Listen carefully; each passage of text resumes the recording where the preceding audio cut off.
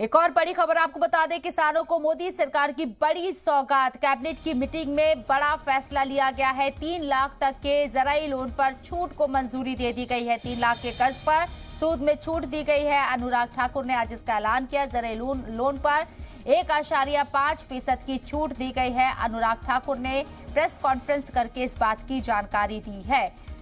तो किसानों को मोदी सरकार ने ये बड़ी सौगात दी है। कैबिनेट की मीटिंग में ये बड़ा फैसला लिया गया कि 3 लाख तक के ज़राई लोन पर छूट को मंजूरी दी गई। ही मिला है और 2.5 करोड़ किसानों का हमने टारगेट रखा था। 3 करोड़ 36 लाख किसानों को इसका लाभ मिला।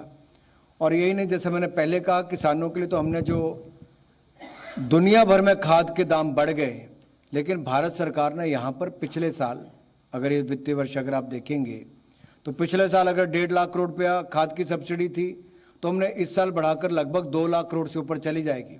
लेकिन किसान के ऊपर हमने बढ़ते हुए खाद के दामों का बोझ नहीं पड़ने दिया, भारत सरकार ने ही वहन किया है। इसी तरह से ही इंटरेस्ट सबवेंशन भी जारी रहेगी और लोन भी जारी रहेंगे। दूसरा सवाल जो पूछा था 50,000 करोड़ रुपया वो ट्रैवल, टूरिज्म, हॉस्पिटैलिटी सेक्टर के लिए है।